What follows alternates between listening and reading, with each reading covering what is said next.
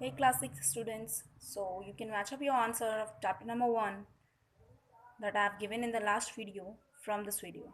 Okay, so chapter was categories of computer and computer languages.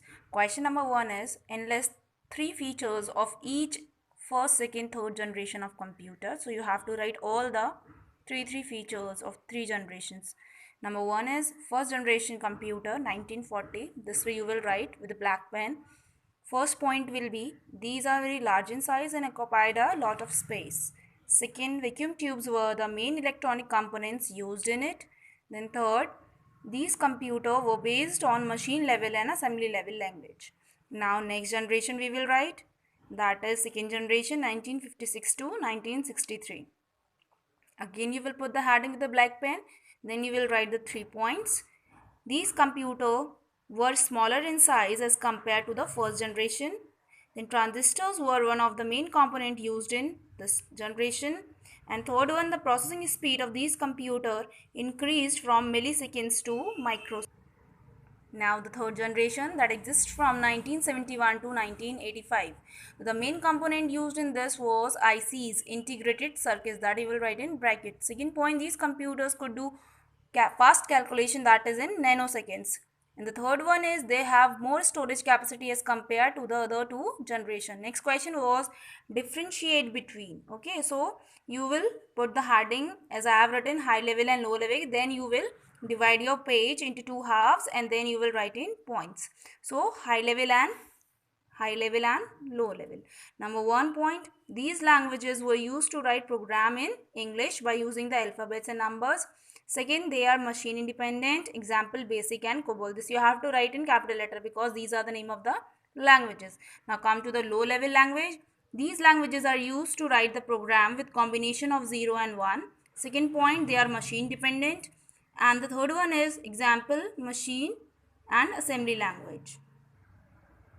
Now the next was compiler and interpreter. It converts the entire program into its machine code at once. Whereas interpreter, it converts the entire program into the machine code line by line. Now second was it displays the error for the whole program after compilation only, and it displays the error of one line at a time during conversion. Now next one was analog and digital. So analog, it works on the varying physical quantities, example thermometer, speedometer, meter scale you can add. And in digital you will write it accept the data in binary form 0 and 1. Example, digital watches and calculators. Next is the difference between micro and mainframe computers. So these are small in size and have multiple uses. In mainframe you will write these are very large in size with huge storage capacity. Second point of microcomputers generally used in offices, homes and schools, and in mainframe they are generally used in large industries and banking organization. Now this differentiation E part, machine level and assembly level language. So first part, in that instructions are given in terms of 0 and 1. It is directly understood by the system. In assembly level language, the instructions are given in terms of mnemonics. Okay, and it takes less time in coding and instructions. Now your next question was name India's supercomputer. Question number 3. Example, Param and Anurag. You can write both or you can write one. Then the fourth one is, what do you understand by C++? This is the extra question I have added. So C++ is an object-oriented programming language developed by Zarne Stroustrup. Okay. So this language is more popular among software professionals. Finished with the fourth question. Now fifth one, what is an assembler?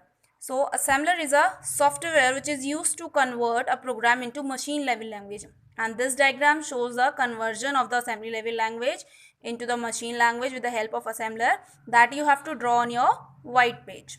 And the sixth question is, what are the advantages of high level language? So the advantages of high level language are, number one, they are machine independent, they are easy to learn, and the third one, programs in these languages can be easily modified.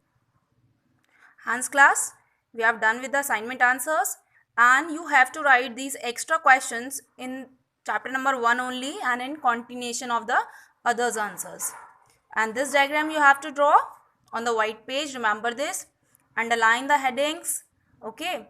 Write it with black pen very neatly. Okay.